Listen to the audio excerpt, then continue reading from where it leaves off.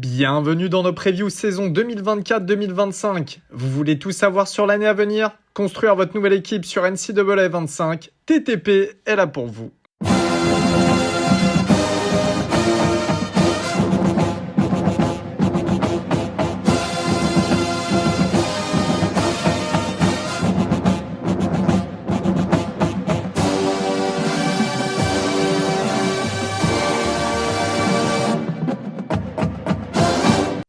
Bienvenue à tous, bonjour, ça faisait longtemps, bonjour, bonsoir, ça faisait longtemps que j'étais plus apparu dans un petit épisode preview, quoique je dis ça, hein, mais en tout cas ça fait un moment que j'en ai pas enregistré, après je connais pas l'ordre dans lequel Gus et Elio choisissent de sortir les épisodes, en tout cas, bonjour à tous, ça m'avait manqué.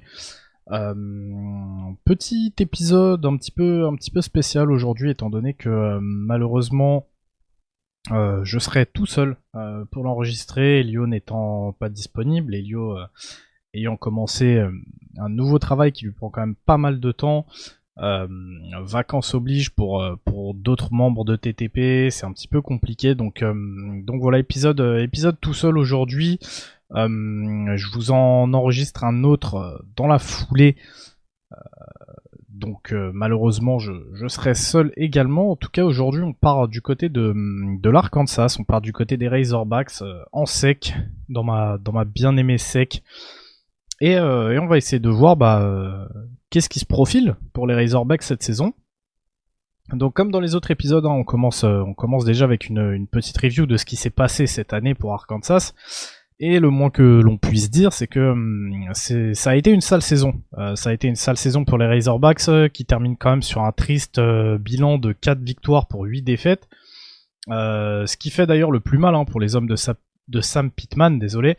Reste sûrement le fait que la plupart de ces défaites sont le fruit de matchs serrés, hein. On peut compter quand même 5 des 8 défaites d'Arkansas cette saison qui ont été, ou en tout cas qui l'ont été par un touchdown ou moins d'écart, et les principales raisons de cette débâcle, ça a notamment été une O-line qui a pas du tout été au niveau auquel on pouvait l'attendre, malgré le fait que en plus Pittman c'est un head coach qui est un ancien coach O-line, qui est un coach assez sans être péjoratif, qui est assez bourru, quoi, c'est vraiment un homme de ligne. Il est connu pour le fait de pouvoir développer des O-line qui à défaut d'être très talentueuses, sont au moins des O-line qui sont durs au mal, qui sont solides, qui n'hésitent pas à aller au combat, hein, les fameux soldats des tranchées, comme on les appelle parfois. C'est vraiment la définition de Sam Pittman. Il sait développer ce genre de O-line vraiment agressif, nasty, très physique, qui, comme je vous l'ai dit, à défaut d'être très bon techniquement et très doué avec beaucoup de talent, sont au moins des gars que tu peux te dire les yeux fermés, voilà, on peut les envoyer au combat et ça va bouger de la D-line en face. Donc c'est d'ailleurs souvent ce qui a aidé Pittman, hein, depuis qu'il a repris cette équipe. C'est le fait de pouvoir continuer à faire des O-line solides malgré le manque de talent comparé aux autres mastodontes qu'il peut y avoir en sec. Donc c'est un des points qui sera à retravailler donc cette saison pour Arkansas. Un autre point qui sera d'ailleurs clairement à retravailler, c'est le nombre de fumbles qui a été vraiment bien trop important sur la saison dernière. On compte quand même un nombre de 24 fumbles sur une saison, dont 10 qui ont été perdus, c'est énorme. Donc voilà, c'est le fait que cette O-line n'ait pas été très bonne et ce nombre de turnovers importants qui font que Arkansas termine sur un triste bilan, comme je vous l'ai dit, de 4 victoires pour 8 défaites cette année. Et donc sur ces 8 défaites, 5 matchs à moins d'un touchdown d'écart. Donc en tout cas, les points à travailler, ils sont là pour Sam Pittman. Et on va voir ce qui se profile pour eux pour cette saison 2024-2025. Du côté du staff, on prend les mêmes et on recommence. Si la saison dernière a été compliquée offensivement et défensivement, comme je vous ai dit, c'est compliqué de mettre ça sur le dos des cordeaux. Pittman, il garde donc la même ossature et une certaine continuité. À voir si ça sera payant ou pas en fin de saison. On sait que dans le college football, de base, c'est assez important d'avoir cette continuité et cette identité. On peut penser que ça va l'être d'autant plus vu les changements qui se profilent pour le college football cette saison.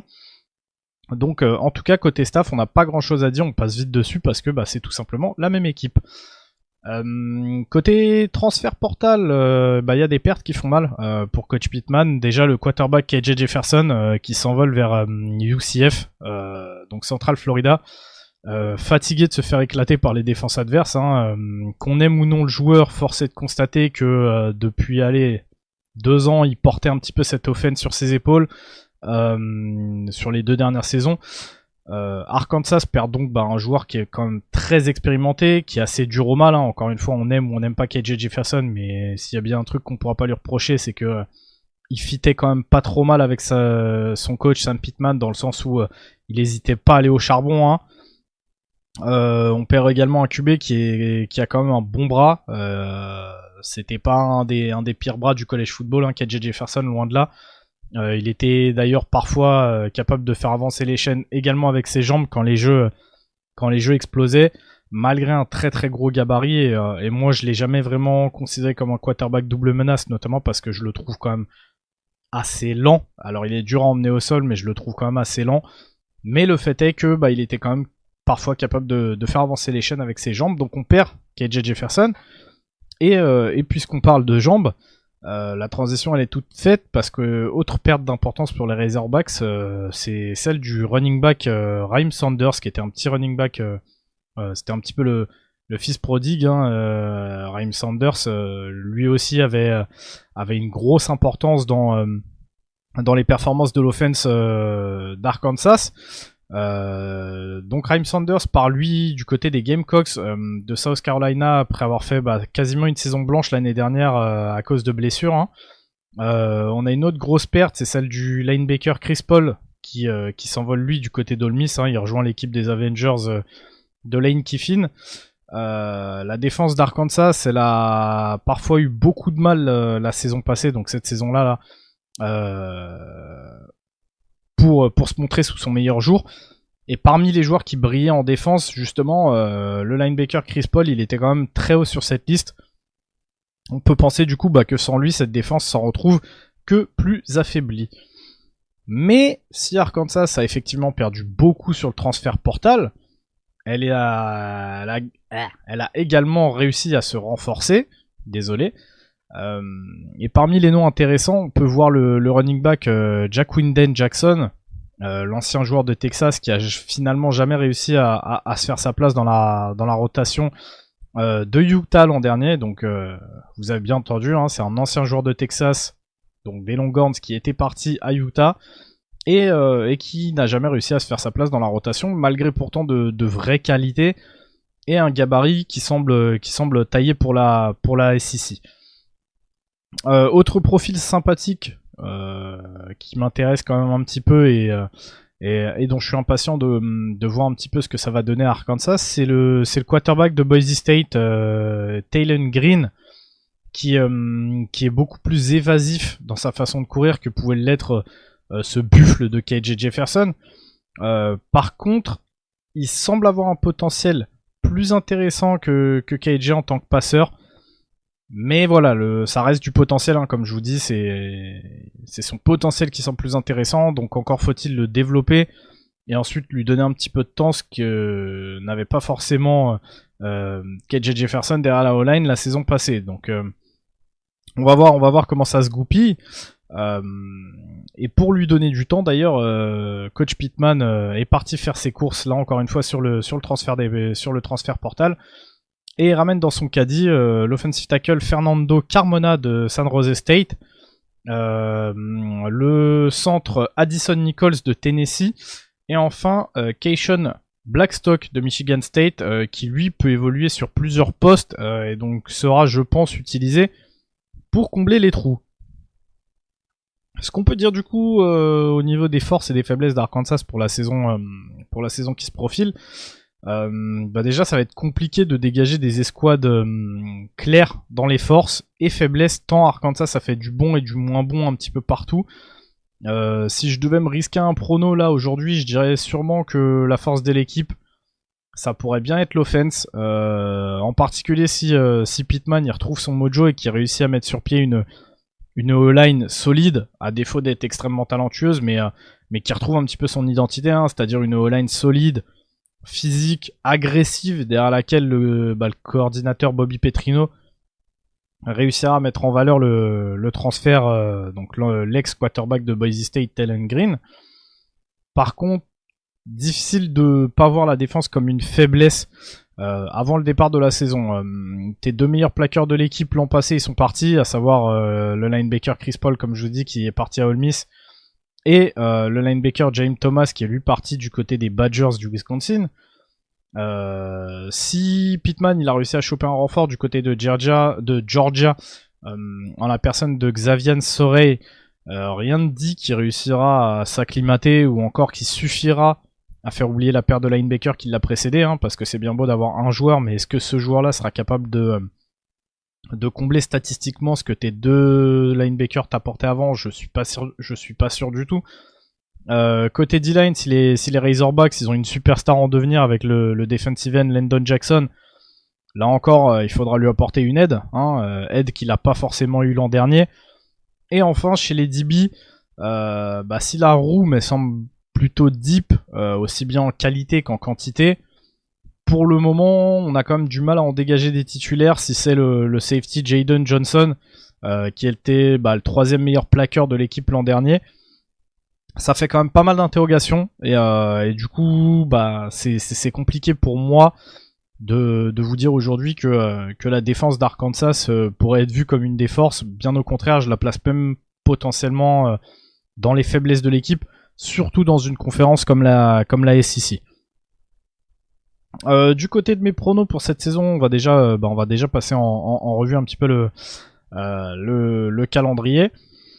Donc le premier match de la saison, Arkansas a son petit cupcake game, hein, ils vont affronter Arkansas Pine Bluff, ils se déplacent là-bas, ensuite ils se déplacent en semaine 2 à Oklahoma State, ensuite ils reçoivent UAB, donc Alabama Birmingham, ils se déplacent à Auburn, ils se déplacent à Texas A&M, ils reçoivent Tennessee, ils reçoivent LSU, ils se déplacent à Mississippi State, ensuite ils reçoivent Ole Miss, Texas et Louisiana Tech avant de se déplacer en fin de calendrier dans le Missouri pour affronter les Tigers. Du coup, au niveau des pronos, selon moi, ça reste une saison jouable pour les Razorbacks cette saison, s'ils se remettent la tête à l'endroit, hein, comme je vous l'ai dit. Jouable ne voulant pas dire facile, parce que, comme d'habitude, une fois que le calendrier sec commence, la Battle Royale commence également. Dans le meilleur des scénarios, Arkansas réussit à se remettre les idées en place, retrouve son identité d'équipe solide et très physique, qui rentre dans la bouche de n'importe qui. Et ça pourrait leur permettre de venir arracher quelques victoires en plus, mais le manque de talent étant encore trop présent, selon moi, dans leur roster, je pense que ça leur permet potentiellement de retrouver un bowl avec une saison neutre, voire positive, peut-être d'un match, genre un 6-6 ou un 7-5. Je pense par contre que dans le pire des cas, si vraiment Sam Pittman ne réussit pas à remettre Arkansas la tête à l'endroit, il y a des chances qu'on connaisse les dernières heures de Sam Pittman en tant que head coach, hein. Je pense que s'il y a une nouvelle débâcle due par exemple au transfert qui serait pas au niveau ou d'une O-line qui une fois de plus le laisse tomber, j'ai du mal à voir Arkansas gagner plus de 3-4 matchs et ça les ferait terminer de nouveau sur un 4-8 ou un 3-9. Alors voilà, je sais qu'Arkansas c'est pas l'équipe la plus sexy ou la plus bankable de SEC, mais ça reste une équipe de SEC, et en plus on a vu ces dernières saisons que Arkansas pouvait vraiment jouer ce rôle de poil à gratter. Je pense que s'ils sont incapables de gagner plus de 4 matchs cette année, il y a des chances pour que Sam Pittman soit sur un siège éjectable ou en tout cas soit sur un siège qui commence à chauffer de plus en plus. Donc voilà, je pense moi personnellement qu'on se dirige plus vers un calendrier neutre, comme je vous l'ai dit, un 6-6 par là, 6-6, 7-5, peut-être un 5-7 à la rigueur, mais je pense plus qu'on sera sur une saison neutre que vraiment sur une nouvelle débâcle. Mais voilà, J'ai peur que si les autres équipes de sexe se remettent en ordre de marche, hein, parce qu'on sait qu'il va y avoir beaucoup de changements avec le nouveau format des playoffs. On a aussi le départ de Nick Saban qui a rabattu un petit peu les cartes. Donc à voir comment ça peut se dérouler. Mais ouais, je vois bien Arkansas faire une saison neutre la saison prochaine. Donc on verra si l'avenir me donne raison ou me donne tort. Sur ce, c'était la petite preview d'Arkansas. Épisode assez court. Et du coup, bah, je vous dis à très vite pour un nouvel épisode. Allez, ciao.